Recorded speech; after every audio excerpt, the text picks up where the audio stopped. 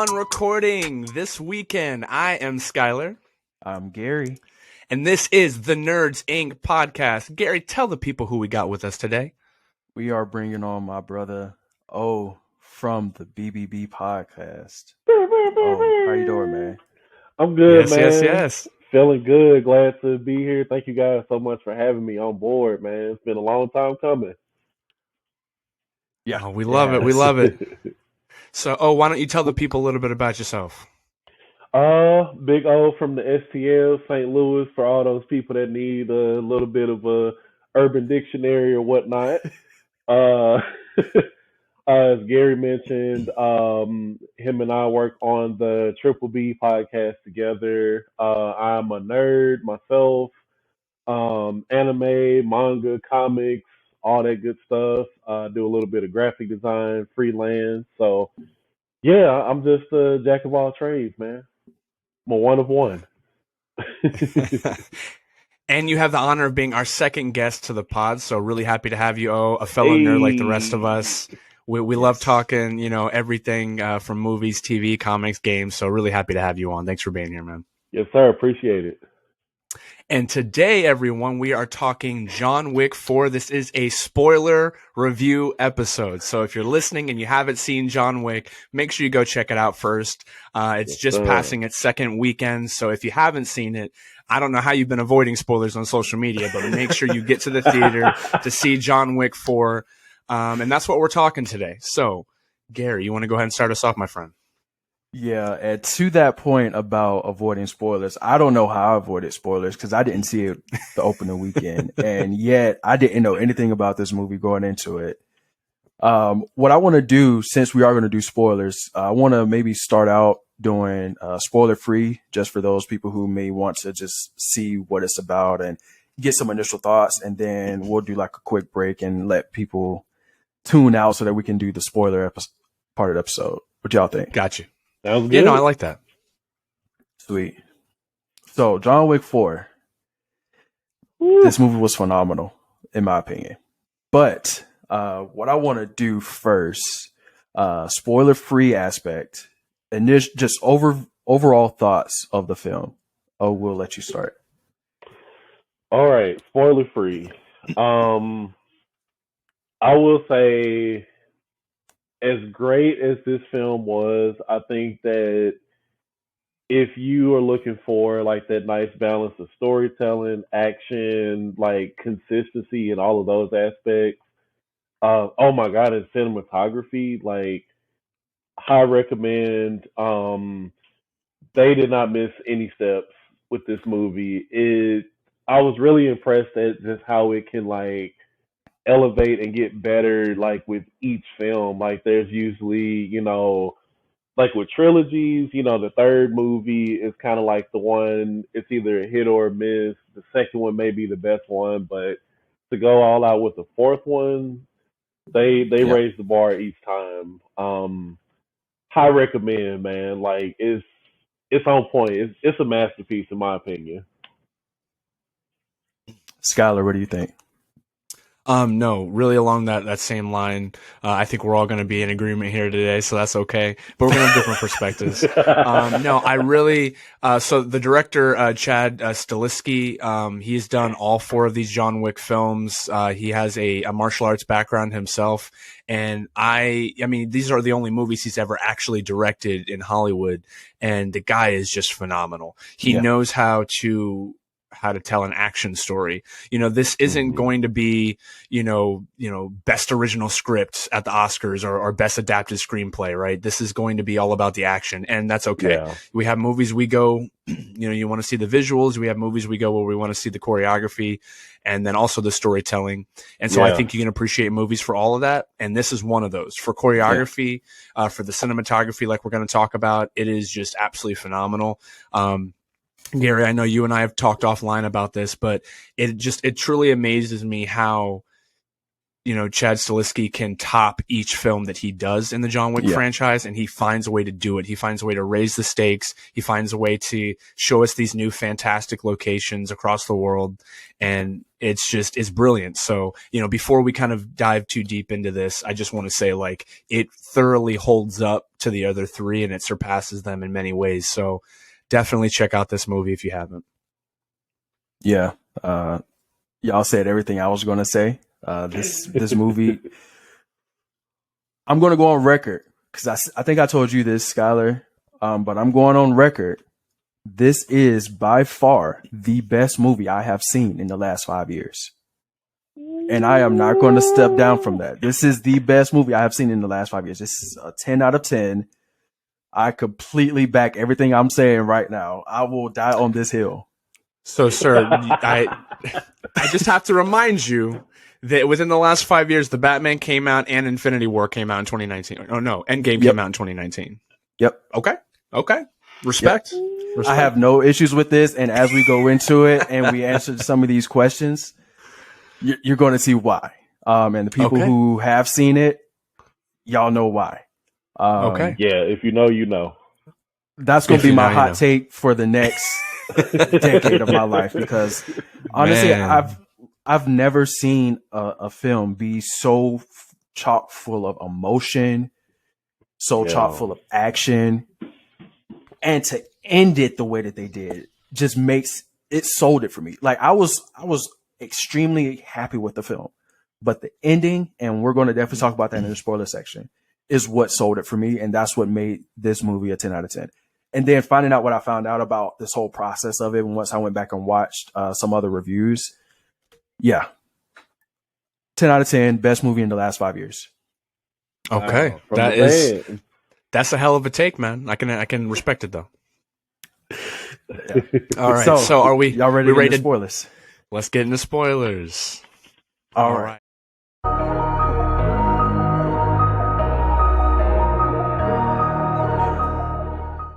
Go ahead, Skyler. So I was going to say, first question I got for you, my friends, we'll go around with each one. What worked for you in this film, specifically? And you can't say everything. I know it's easy to say everything. It is. Let's give the people some information. Oh, man. I'll go ahead and start. The character development, right? Like, it was just, I don't know, like when I think of character development, and a lot of times in films and TV shows and things like that, I'm used to character development kind of being in a box with some individual characters. Like, it's like, oh, this character started off as this, and by the end of season 4 or whatever, they're at this point, to this, A, B to C point. But with this, it was like A, B, C, D, 1, 2, 3, X, Y, Z, like everything. Mr. Nobody, like money.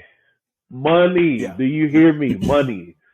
By the way, real quick, did you guys notice in the IMDb they have him listed as Tracker and not Mr. Nobody? Yeah. IMDb needs to step their game up. They need to step their game up. They need some new developers. Yeah, I didn't want to be the one to say it, but just throwing it out there. Yeah. Mr. Nobody was, honestly, I can't even say he was my favorite part. He was one of my favorite parts. Yeah. I like how they did that. The action was just nonstop. If we go in scene wise is kind of hard because the choreography was amazing. The angles in which we get, like, we get bird's eye view, we get up close, we swirling camera, like that bird's eye view, man. Yeah, bruh. That one was, to me, that was honestly the best shot in the entire film, and it's saying a lot because there was a lot of really good shots. But that Yeah, bird's eye view, because I think Skyler, you told me like it felt like a video game. it did. And when I saw it, it was just like I got chills. Yeah, It was so beautiful. I wanted to cry after that movie. It was just so good. I cried inside. I definitely did. You know, I shed a few thug tears on the inside. You know. Yeah. Well, what Yeah, for you, Skyler? man. No, I mean, really same. I mean, for me, it was the cinematography. I know we both kind of each talked about that. It felt like, and Gary and I were just talking about this yesterday, but the cinematography felt akin to like what Greg Fraser was able to do with Dune Part 1 and the Batman. Mm-hmm. Like the use of like the lighting, particularly like kind of like right there in the beginning or towards the beginning when you see John Wick at the Osaka hotel in Japan and you see kind of like that red lighting emanating from the LED lights. Yeah. And there was so much, you can do so much foreshadowing with lighting and kind of set the mood. And then, you know, when all the lights go out in the hotel and there's that green ambiance lighting right before the fight begins. And, it's just, I absolutely am a huge sucker for good cinematography because I really think it helps tell the story. It helps create tension. It helps ease tension. You can do so much with it. So shout out to all my lighting designer friends out there. I appreciate what you guys do, man, because cinematography is all a part of that. The action shots I thought were some of the best in the franchise easily. Yeah. For me, it got me really hyped. Like I love anything that's like building up to a high stakes fight, you know, because I think it's really easy in action movies to be like, okay, and now we're fighting. Right. Like I think of like, you know, Black Widow had its moments, but there was just moments where like, oh, we're just fighting, or like a lot of Marvel movies. Okay, we're just going to start fighting now. And there's no like build up to it with the tension.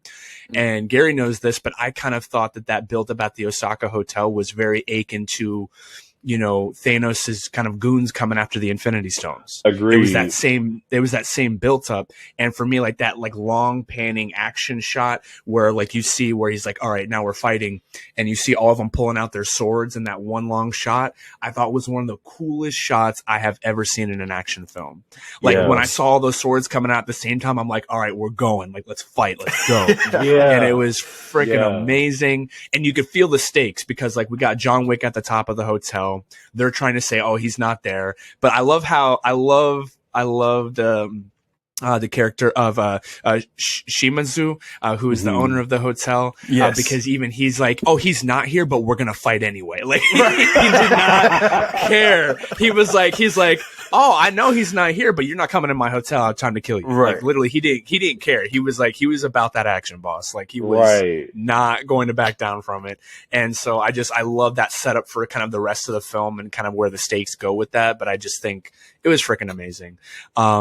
There was a lot of continuous shots specifically at the hotel and then like later throughout the film in Paris. And then you also see it on that. We'll talk about that infamous staircase scene because that staircase scene was exhausting. Bruh. And I got asthma, so yeah, that wore me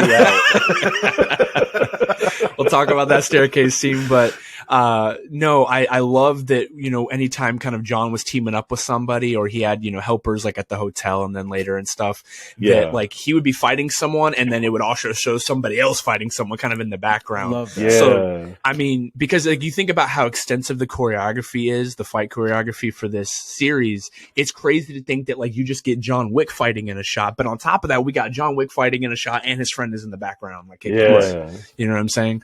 So it was wild. I loved it. I felt like, especially with the character of Kane, I felt like there was a lot of anime influences. I got strong anime vibes from Kane, and I freaking loved it.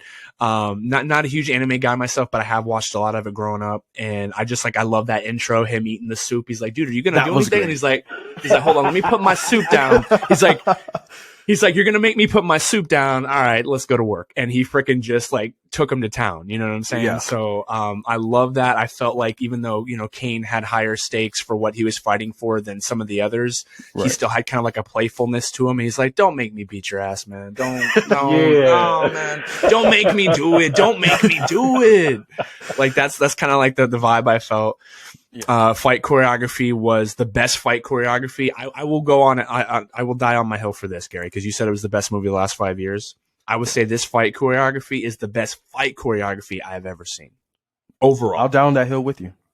I would overall agree with this that. this I is would agree the with that. best fight choreo, and I have the fight choreographer's name. I don't have his name right in front of me. I'm going to get that name. But the fight choreography for this is his first time in the John Wick franchise being the fight choreographer. How wild is that? That is ridiculous. Really? So when I did the research for this film, they've had out of the 4 John Wick films, they've had 3 fight choreographers. The guy that did the first one also did the third one. The second one had a different guy, and then we have the newest guy who is a Thai fight choreographer, and the guy was freaking amazing. He was killing it. Wow. He was killing it. And we're going to edit this part, Gary, to just jump right to his name because I feel like I'm doing a huge disservice. I thought I had his name pulled up. We're going to jump right to his name in the edit because I got you. I don't have it. But no, I mean, freaking like the best fight choreography I've ever seen in an action film. And okay, let me just pull up his name real quick.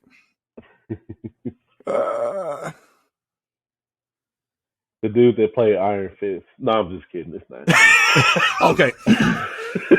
And so, cutting to the edit here, we got it is Jeremy Marianas did the fight choreo, and he was freaking amazing. He was also one of the stunt guys, but yeah, Jeremy Marianas, I'm gonna give you all your flowers, bro. Like, you were freaking amazing. He was phenomenal. For this to be his first time as the fight choreographer in the John Wick franchise, to do it at this level with these kind of stakes and these locations, absolutely phenomenal. Yeah. So I hope to see him. I hope to see him working on many other things. Yeah, so we're going to jump into some of the other stuff with some of the other characters. But Gary, what did you think, my friend? What worked for you? So the biggest thing that worked for me, and this is coming from the mindset of someone who wants to write a movie and TV, is the setup and payoffs. This movie set up and paid off so much. And then the crazy part about it, they set up their own spinoffs, and it was done beautifully. They set up the spinoffs for the Continental, set up spinoffs for the Ballerina. They set up a spinoff for if they wanted to just do more movies with other side characters like Mr. Nobody or Kane, or I forgot the Osaka Continental's daughter's name, but you could do something with her. You could do so much with this franchise now. And it's all because they set up initially what they're going to do, paid it off, and then followed up with more setup. And it's just like, okay, I need more. You can't just drop me off like, okay. Since we're in spoilers, when she came up and told her father, why are you protecting him? Nothing he does anything but bring death. And then they go down and fight, and then she stays up there with him, and they're fighting. And then at the end, when they're in the train, she's like, either you kill him or I'm going to kill him. But he's going to die either way. And then to see the post-credit scene is her seeing him. Come on now. Set up, payoff, set up. That is screenwriting 101, and it is so beautiful, and I'm excited because I love it. That is why I say this movie is the best movie I've seen in 5 years, because that's just one instance. They do it time after time after time. I loved it. That's all I'm going to say. I love that. Yeah, man. Woo. That movie gave me the chills, like literally, like from beginning to end, especially with the daughter. Like, I'm putting it out in the universe. We're gonna get a spinoff, a show or something. Like, I need to see more of her. She was badass. She was. Her name was Mia, by the way, the character of Mia. Thank you. Yeah. She was great. I would love to see a film or a TV series with her.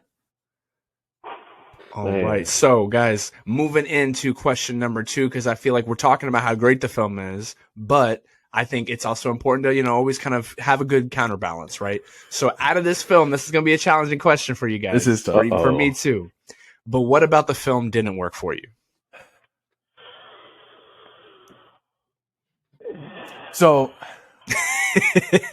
you can think about it. I think this is a challenge because there was so much good. And usually I look at something that didn't work as something that usually takes me out of the film. Yeah. But I guess this would be more so like a nitpick type section. Do you have anything before I jump in? Honestly, I really can't think of anything because the pacing was like really like the pacing was perfect in the movie. Honestly, like there wasn't a lot of like dry spots or anything like that where it was just like we get an hour or 40 minutes of like straight fight and then like the rest is all like long drawn out dialogue, a little fight here, more dialogue. Like it was perfect. Like I don't have anything. I really can't think of anything. So the only thing I got, and this is an extreme nitpick, and didn't take anything from the film. It didn't even take me out of the sequence. But when John Wick is fighting the guy in the club, I forgot his name. Oh, But go yeah, when they're fighting, and he's fighting the goons in there and everything, and they're just fighting through that crowd of dancers, and the people are just dancing. Like that was just kind of weird and kind of off-putting a little bit, but it didn't take me out. It was kind of funny to me, honestly. It was like, okay, so y'all just dancing and seeing people get shot in the head, but it's like nothing going on. It's just like this is a normal Friday for us, but other than that, everything else worked for me. That one little scene where it's just like that's kind of weird. I don't know why you would do that.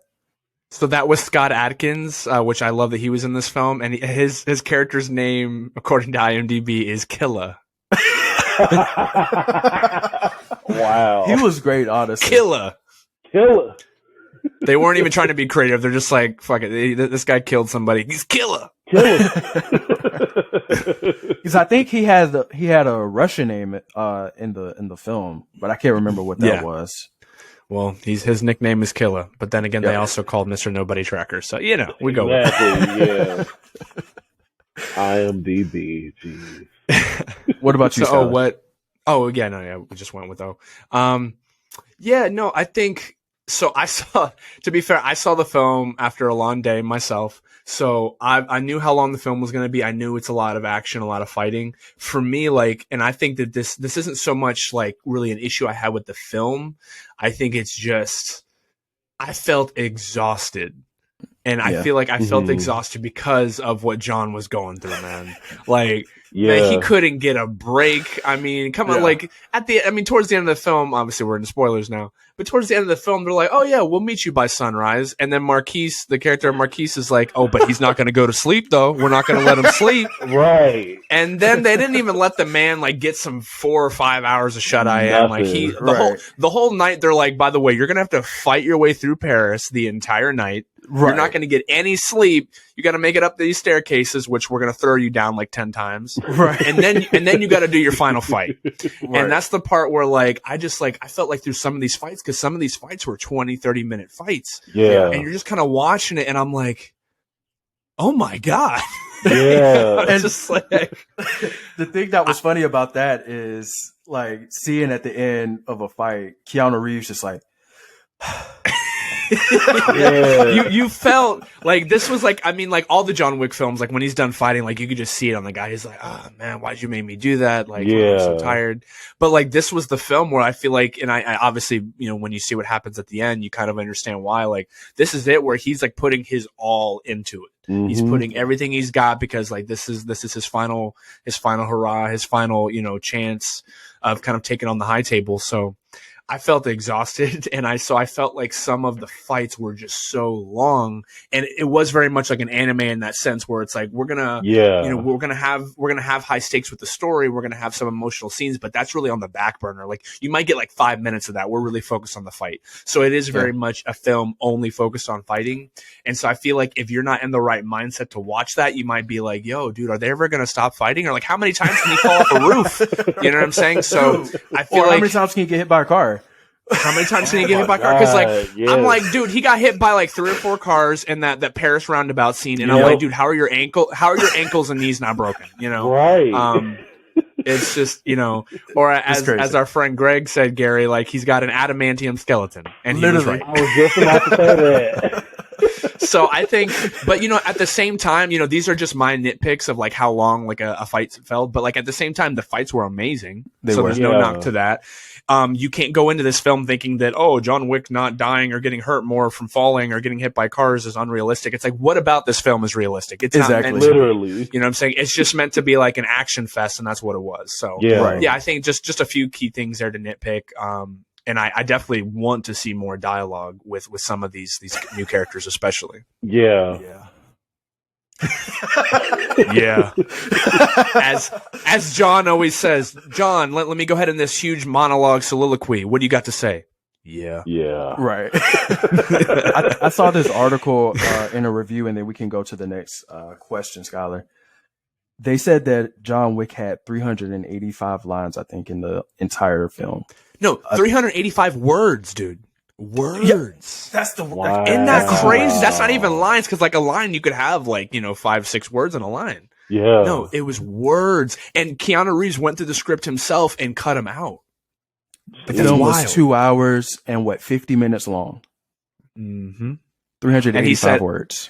He said, I don't need this. The other person's going to talk. Yeah. Literally. Like, I've never seen an actor cut down their lines like that. That's crazy. I've never heard of that before. That's crazy. Yeah. So, next question. And I want to limit this because I know we can talk about them for hours, but I want each one of us to give at least one, maybe two memorable new characters. Okay, Skyler, you got the floor, bro. Man, I can't abide by this rule. I'm sorry. I gotta list all mine. I can't do it, dude. I can't. And I'm gonna go in order too. Standout new characters for me: Kane, Mr. Nobody, Marquise. I love Marquise. I love Bill Skarsgård as Marquise. Yeah.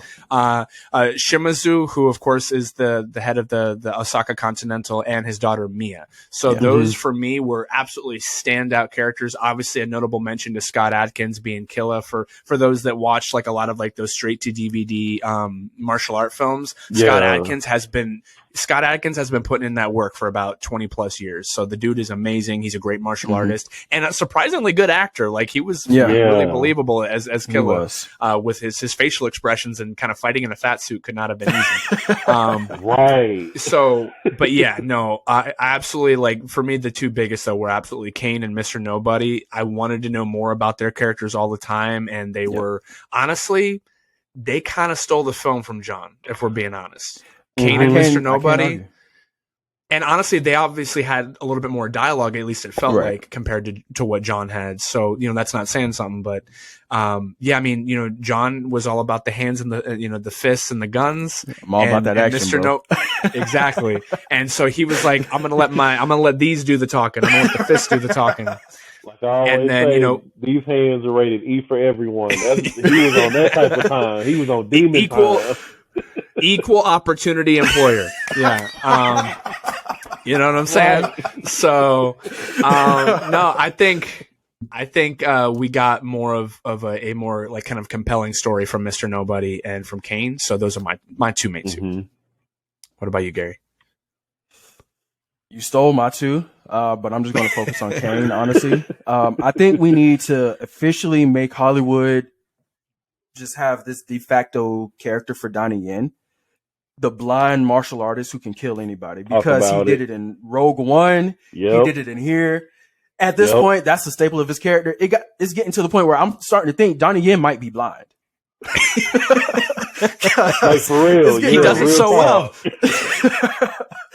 But he was amazing. And again, I got to talk about Mia. She was phenomenal. I want to know more about her actress, because I feel like I've seen her before. Yeah. But she was phenomenal. And Hollywood, if you're listening, I know you're probably not, but if you do listen to this, please put her in more stuff. Give us more of this actress, and then just this character of Mia in general. Yeah. How about you, Al? Y'all both stole my answers, but I gotta say, Mr. Nobody with the dog, like that, like chef's kiss, beautiful. Also, Kane, As I was watching him like throughout, like his dialogue, the action scenes, it was very reminiscent of Stick from Daredevil to me. Yeah, Like he was. I really like that. I like how they did that, and just how like matter of fact he was. Like yeah, I know I can't see, but guess what? These hands, this sword, these guns, all of y'all get the smoke. Okay, like I'm with all of that. It was very reminiscent Right. of like Stick from Daredevil, or even just Daredevil himself. I like Yeah. just how likable he was. He was just really. I want him on my side. That's Uncle Kane for me right there. I don't want no smoke with that man. Like Yeah. he was just amazing. Killer was good too. I can't even front about that. Killer was really good. Yeah.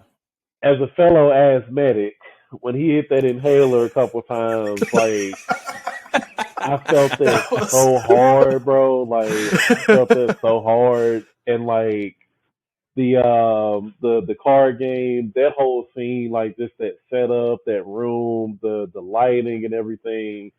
It was just amazing how they, like Skyler mentioned earlier, like how they kind of built up towards the fight with that. And I thought, this dude, he's asthmatic, overweight, he's sweating and ain't even moved yet. They gonna get him out of there. He was holding his own. He was a little chubby Thanos, like low No, but key. you know what's crazy to go off of that? It would be crazy to me how they'd be in that middle of that fight, and then he'd be like, "Hold on, all right, come back." Right. Like, that was like his like, let me take a hit of this inhaler, and I'm about to throw you through this wall. Let's go. There had to be some type of steroids in that because the way that he was tossing John around like he was just a rag doll That was was just crazy. ridiculous. I won't lie. So I did laugh a little bit, like when his facial expression, like when he died, like just real. That was, I wasn't ready for yeah, that, that was and hilarious. like in the theater, I just like bugged up, and people were looking at me. I was like, "Oh, come on, that's hilarious! Come on now."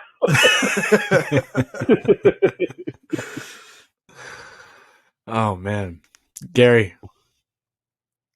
All right, so next question we got here: how does this film stack up against the other 3 John Wick films? Oh, we'll let you answer this one first. Honestly, like I mentioned earlier, it was just a stair step effect. It was the first one was really solid for like a first film like in a series, because sometimes and when you're planning like a trilogy or anything past that, you don't want to put your all into the first film, because longevity is usually the goal. So the first film was great. The second one was good. I know a lot of people, they didn't like the second one. I enjoyed it. I thought the third one was really good as well, but it just gets better each time we go up the ladder, and it's like the stakes are higher and higher. The action scenes get way better like as you go along. The cinematography, like everything. Dare I say, John Wick Chapter 4, I really feel like more like any action film, like whether it's like a kung fu movie, Marvel, DC, whoever, they need to take a note out of their book. Like it was just flawless combat. Yeah. I like how they had like him. I think it was at the beginning. He had the nunchucks and the pistols and everything. Yo, that was That was dope. cold. That was cold. When he had the one guy and he was just Yeah. Yes. That was cold blooded, man. Yeah, John Wick Man. was taking names and kicking ass, but in reverse, he was kicking ass and taking names. He's like, I'll learn your name later. Give me that ass. Yeah. I'm here to chew bubble gum and kick ass, and I'm all out of bubble gum. Gary, Yeah. what about you? How does this stack up for you? Up to this point, 3 was, in my opinion, the best film, but 2 was probably my favorite just because of what it did. 1 was the most memorable for me. Just that opening scene of he's the Baba Yaga. Like, come on now. Like, that's infamous. Yeah. This takes the spot for all of those. Yeah. This movie is most memorable, even though I did just see it recently, but it's going to live in infamy. You know, there's so many iconic scenes.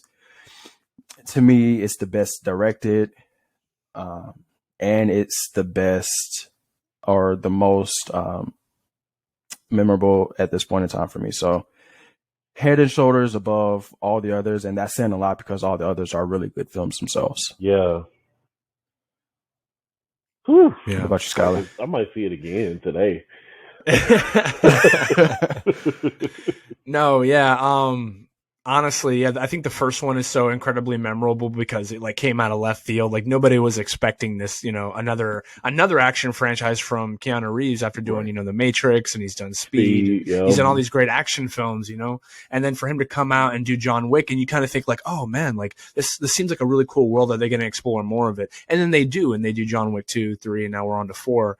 And yeah, I honestly believe that it's not just the stakes and the locations and the fighting, but like I feel like even the characters have evolved and gotten better as we've gone along. Like I love that they have Lawrence Fishburne in this franchise too. Just anytime you get him and Keanu like teamed up like they were in The Matrix, it's great chemistry.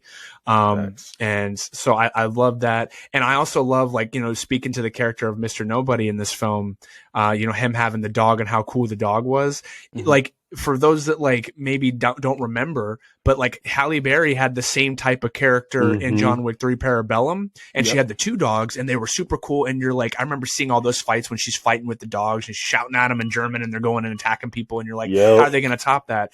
And they have kind of a similar setup just with one dog and Mr. Nobody, and yet it was still somehow cooler. It was still a better connection. And I'm just like, man, like she, you know, she needed 2 dogs, he only needs 1 dog, and it's still just crazy. I felt like they found a way to create these really, you know, interesting new characters with every film, and kind of introducing Halle Berry. And I love that in the second film you get to see more of like what John actually used to do for a living. Like they have him kind of go out and do a hit, and I just think that is like, honestly, it's cool that like each film has kind of like evolved. And you know, the third one, I felt like the world was wide open because it's like, oh, now all the assassins are after him, right? But to see where it goes in this film, for it to kind of reach its you know, penultimate moment, I think is really special. So yeah, obviously I definitely have John Wick 4 as my number 1 in the franchise. But the other 3 deserve notable mention. For sure. Unlike other people, I don't have a problem with the other 3. I'll turn them on at any point in time. So, you know, I might have to do a marathon soon. I definitely will be. It's been quite a while since I've watched the other 3, but I typically like when there's like a sequel to a film like this one, or even like with Marvel or DC or whatever, I usually do like over the course of the week up until the release day. You know, Monday I'll do John Wick 1, then 2, then 3, then, you know, so on. I'm definitely going to do a binge very soon. Also, I want to add another one of my favorite parts. It was really quick. I liked when John shot the one. I can't remember the guy's name because he was about to kill Mr. Nobody's dog. Like, I liked that moment. That was really cool. That was to me, that was kind of like hitting on that emotional aspect of it. Like, he remembered what happened to him in that first movie, and he didn't want to have that happen again to someone else. Right. And then you saw that respect, because then after that, Mr. Nobody was like, okay, I'm going to follow him. I'm going to make sure he gets to where he's going. And then I'm just going to sit back, kick it with a beer. Like, I love that moment. I love that final moment. Like all like the shots that just pan to him, and he's just like, this is crazy. Like, that was just great. You know? And when he poured the dog some, I was like, bro, this is crazy. Yeah. Like he was just like, he was just down for the vibe. He was just Right. down for the vibe. So I think this is a really important question because we talk about how great this film is, how great this franchise is.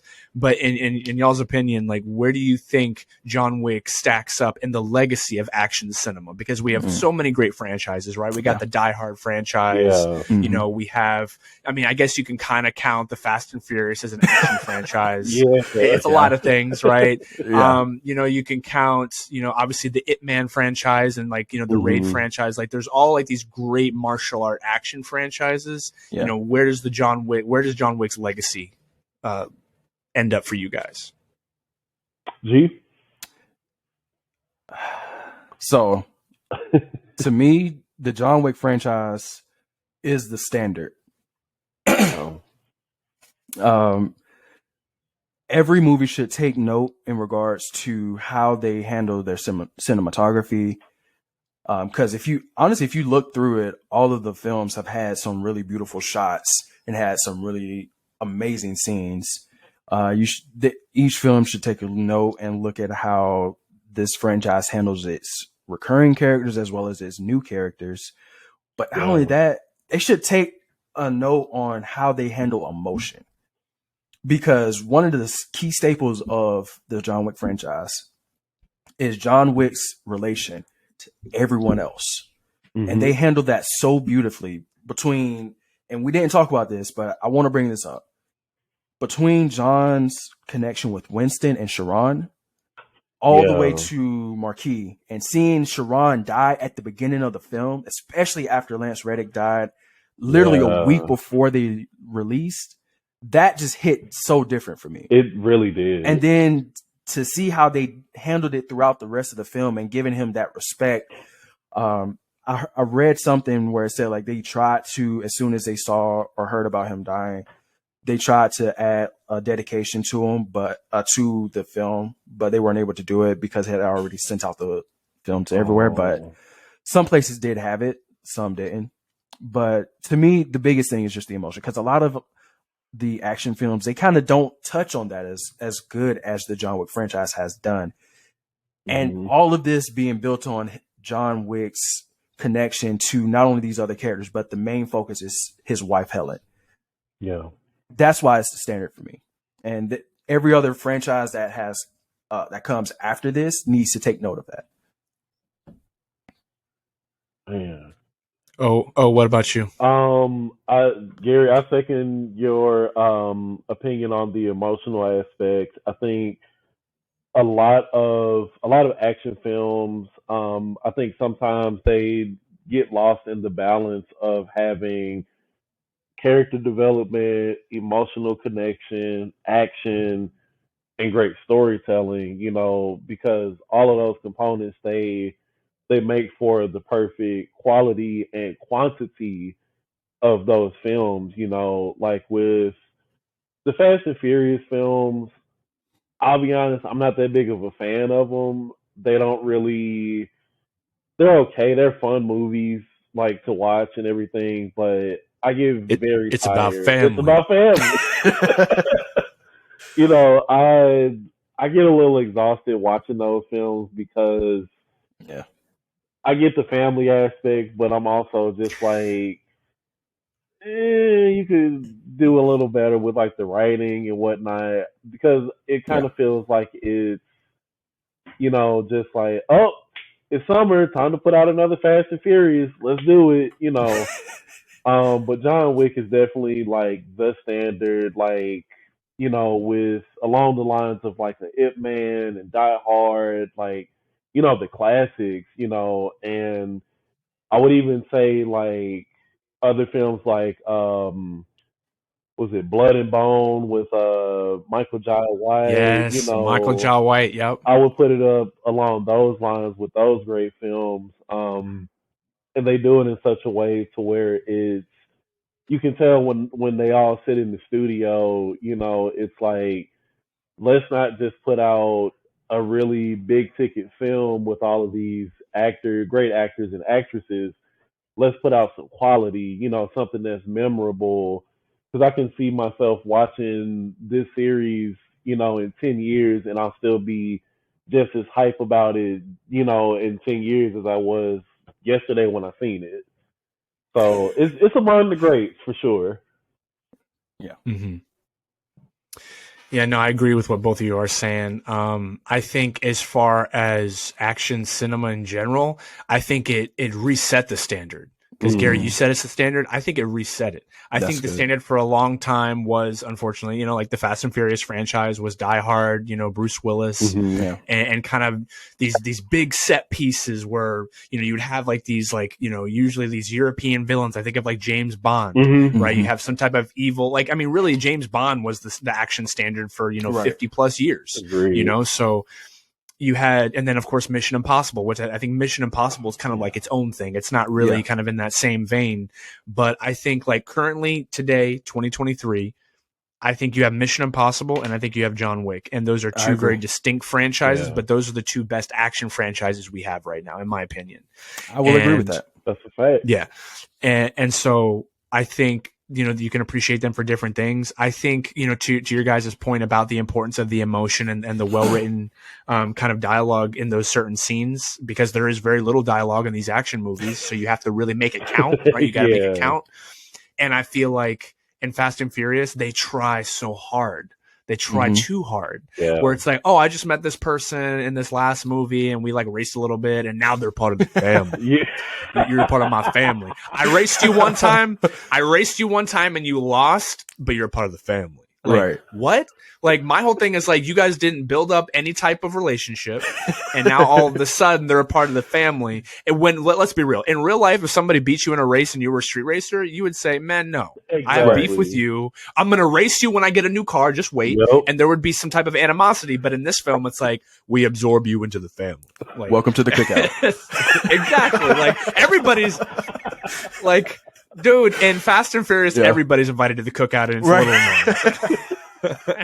annoying. So,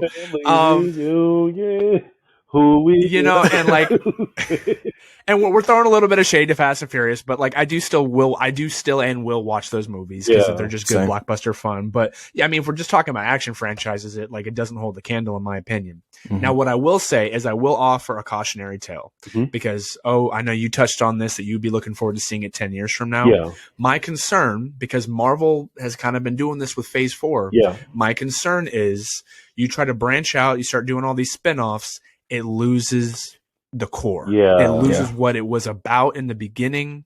And that's what I'm concerned about because, once again, Gary, you and I have talked about this all the time. Studios just want money. That's the only thing they care about. I mean, you heard the studio the second that John Wick 4 came out, and after last weekend's box office, it's like, we're going to do John Wick 5. And we're all like, how? Huh? You can't even call it John Wick. It would have to be like Kane. Just call it Kane, So what I worry about is the studio running this franchise into the ground with too many spinoffs and too many additions. Yeah. My whole thing is I would much rather them be 4 really, really good action films that like you're going to watch 10, 20, 30 years from now and show your kids and be like, yeah, this is action cinema. Yeah. I would much rather that than you come out with 3 or 4 different shows and 2 movie spinoffs. And because like my whole thing is like John Stilisky did these 4 films. These are the only 4 films he's directed. These are his babies. Right. When they do spinoffs, chances are he's probably maybe going to be an executive producer, right? Right. Maybe. Yeah. If he's not directing it, does it lose that heart? Does it lose what the franchise is about? And that's my concern is because we've seen it with Marvel. If you start getting too many cooks in the kitchen and too many spinoffs, it's going to lose what it's about. So I offer that cautionary tale. I hope it doesn't happen. I do hope the best for this series moving forward because they are doing spinoffs. But I think it's at the top right now, and I don't want to see it fall. It's really easy to fall off the top. Yeah. I'd rather them end it that way. That's a really good point. And to that point, Skyler, one thing that I've been finding out more is it seems like the director, John, has had a lot of say in what they do and don't do with this franchise. Yeah. Because originally, before the film came out, like they were setting this up to be kind of like a Infinity War 1 and Infinity War 2 type thing where they were going to have 4 and 5 come out pretty simultaneously. And he was able to talk them into making this just the final film for John Wick and everything. And then kind of going along with the ending where they let John actually die. Now, there are some people who say, oh, we don't know if he's dead or not, but it's just because they shot an alternate ending because the studio, to your point, Skyler, was like, no, we got to keep this going. We got to keep making money. And it's like, just let it end. Like, that's, to me, when you know how to end something, is better than not knowing when to end. And that's why I love what they've done so far. And I agree with you on that cautionary tale aspect, because if they do continue to push this, and it starts to lose its luster and it starts to get a little stale, then that could hurt its legacy overall. I think, honestly, if they want to keep milking this thing for all it's worth, if they do a John Wick 5 or they try to continue with John, because I know they said they want to bring back Keanu. Now, Keanu is a little timeless, but I don't think he's timeless enough for this idea. I think they just need to do prequels. I think, honestly, how you can continue a franchise, if you want to milk it really, you know, and honestly, what I would personally love to see is bring in a younger actor, a younger, really talented actor who looks similar to Keanu. Now, I don't think they'll do this because they love Keanu too much. But I would love to see kind of like his origin of like what made him get out of the game. That would be his dope. old days with the Continental. That could be cool. But don't try to continue where 4 leaves off, unless it's with Kane or Mr. Nobody. Exactly. Yeah. Or Mia, Mia, because obviously they're doing the spinoff. Yeah. And one more point I wanted to add with the ending, Skyler, your point that you made about like kind of the anime influences throughout the film. As I was watching the ending of the film, it actually kind of reminded me. I'm not sure if you guys have seen it. I know you guys aren't big anime fans or whatnot, but for our listeners, for anyone who's seen Cowboy Bebop, not the Netflix one, we even gonna talk about that. It kind of reminded me of the end of Cowboy Bebop because there was like basically a lot of shit was hitting the fan, and the main character Spike, he was after this guy from like the Syndicate and everything like that. They have like this big like gun battle, and like Spike, he comes out alive for a bit, and then like there's like a part of the camera, it kind of like zooms in on him, and he like is like bang, and he passes out. But the ending is kind of for the viewer to determine, like, did he die? Did he just pass out? You know, will we see him again? And obviously, with Cowboy Bebop, that was like in '93, and it's 2023. The man dead, but it just kind of reminded me of that kind of like, you know, however you choose to determine, you know, what this character's fate is, you know, that's for you. You know, I really like that aspect of how they did that. Inception did it really well too. Good point. Yeah, Inception, they did. Yeah. Another one of my favorites. Yeah. And I think just to wrap up with final thoughts before we get into discussing the tournament, Gary, because I know we want to touch on that real quick. Yes. I do want to mention, because I know this was kind of like a question, you know, we were kind of asking ourselves, Gary, is I would love to see, because I don't believe that there is a fight choreography Oscar. I think if this film is going to be nominated for anything in the future with, you know, Academy Awards, BAFTAs, Golden Globes, anything like that, I would love to see it be nominated for some of these. I know it's not going to get an acting Oscar. It's not going to get a directing or screenplay, all that. We know that. Yeah. But I definitely think that this film deserves to be recognized by the Academy in some way or by anything, because I know we just had our Oscar episode a few weeks ago. I would love to see it win for fight choreo. I would love to see it be nominated at least to show respect to cinematography, sound design. Definitely. I think there are definitely aspects of this film that need to be celebrated by the larger Hollywood community, because I think that people look at these action films, and, you know, we're seeing comic book films start to slowly get recognized, you know, like Black Panther and then Black Panther Wakanda Forever. But we're not seeing the respect for John Wick. And put respect on this man's name, because this franchise is amazing. I mean, put some respect. Like, honestly, you know, those fight scenes, and once again, the memorable staircase fight scene. Yeah. That aerial shot, which they literally said was the bird's eye view shot of them in the Paris hotel, was inspired by a video game. Yeah, it was just beautiful. amazing. Yeah. And there's just so many aspects of this film that I think can be celebrated. So my final thoughts is this is the best of the series. Gary, you know, I called it the crown jewel of the John Wick franchise. I stand by that. And I would love to see it get recognition and get some awards because it deserves it. I agree wholeheartedly. To your point, I hope it at least gets nominated for Best Director because he deserves it, honestly, at this point. Yeah. He deserves it. Yeah. I worry it won't because they're like, what did he direct? Action? And they don't take it seriously. Yeah. It's like Best Director is like reserved for like, how emotional were they and did they talk enough? You know, like it's stuff like Were they woke? That's true. So, on to the movie tournament.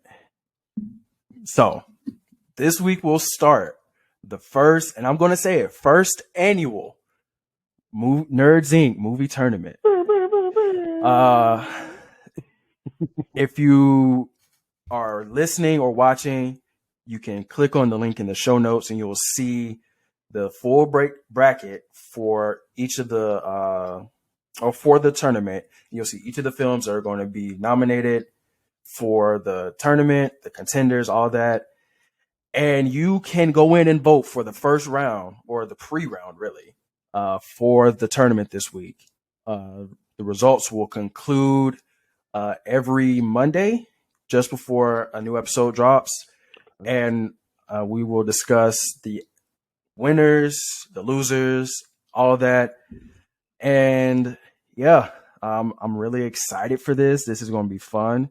The categories that we chose for each of the groups, or for each of the films that we chose, were action, horror, comedy, drama, animation, superhero, musicals. And I want to say there may be one more, but I don't believe. Let me double check. Yep, that's it. Oh, sci-fi. So there's 8 total genres that we chose. Each genre will have 5 films, somewhere from 2008 to 2022. There's a lot to choose from, but it's going to make the matchup so tough, so exciting. So please go out, vote. Don't do stupid stuff, please. But I'm making sure that the matchups are as close as possible. So I look forward to seeing what you guys vote for. And Skyler, I look forward to hearing your thoughts on what the winners are. Yeah, we're going to discuss the first bracket winners next week. So looking forward to that. It's going to be exciting. All right. And then, of course, before we hop off here, for those that are listening, definitely check out the BBB podcast. You want to tell the people about it a little bit and then maybe offer your social media handles so the good people can follow you? Yeah, sure, man.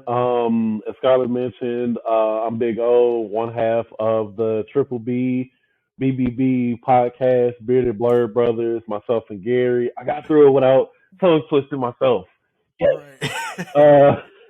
Yeah, I'm one half of the Triple B podcast. You can listen to our podcast pretty much anywhere where podcasts are broadcasted: Apple, Spotify, Anchor, everywhere pretty much. I think we're on Amazon as well. And for me personally, I am on Instagram at Bigg O Designs, Bigg O_designs. I'm not on Twitter anymore. I used to be. I might jump back on there. Twitter is toxic, but kind of in a good way. It's entertaining. It is. On Facebook, just Otis McClure. And yeah, catch me on the podcast, or if you're in the STL area, catch me out on the streets. All right. So everybody, as always, I'm Skyler. And I'm Gary. And this is the Nerds Inc. podcast. We will see you guys next week. Thanks so much for being here. Yes, sir. Thank you guys for having me.